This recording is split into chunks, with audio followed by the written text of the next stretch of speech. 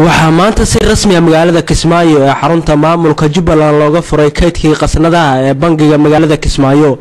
munaasabada xariga lagaga jaray kaydka qasnadaha ee magaalada Kismaayo waxaa ka soo qayb galay madaxweyne ku-xigeenka maamulka Jubba, wasiirka maaliyadda ee maamulkaasi iyo xubno wasiirada ka socda maamulka Jubba. sidoo kale waxaa ka soo qayb galay mas'uuliyiin ka socotay dawladda dhexe ee Soomaaliya. gudoomiye ku-xigeenka labaad ee bangiga dhexe ee dawladda Soomaaliya iyo waliba madaxweyne ku-xigeenka maamulka Jubba oo munaasabada hadal ka jeediyay ayaa waxa ay maanta ku tilmaameen munaasabadan xariga looga jaray kaydkii qasnadaha ee Kismaayo mid guul ah, isla markaana waxay shacabka ku dhaqan magaalada Kismaayo iyo waliba deegaanada Jubbooyinka ugu baaqeen inay ka faa'iideystaan si dalka loogu diyaariyo in bangiga Soomaaliya lacag soo daawaco lacagtaasna meel la dhigo iyo meel uu madqaad shacabka loogu diyaariyo lacag dib loo helo sababtan waxaan go'aansanay ka bilowdo shaqadaas maamul goboleedka Jubbaland qasnadii dhexe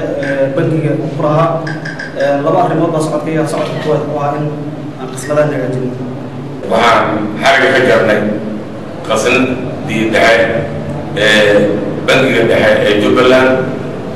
oo dib loo dayactiray hadda weel weyn waa suubsanay waxaan la karaa weelka inaan soo soconno shacabka Jubbaland ugu baaqaya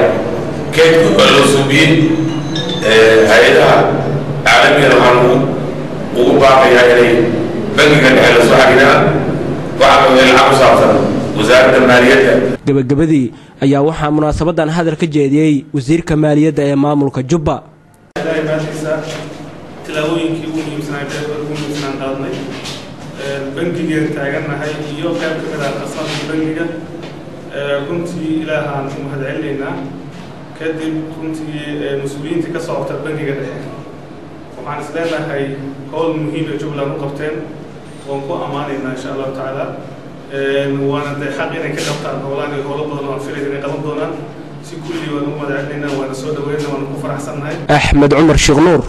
هون كيبل تي في مقدش.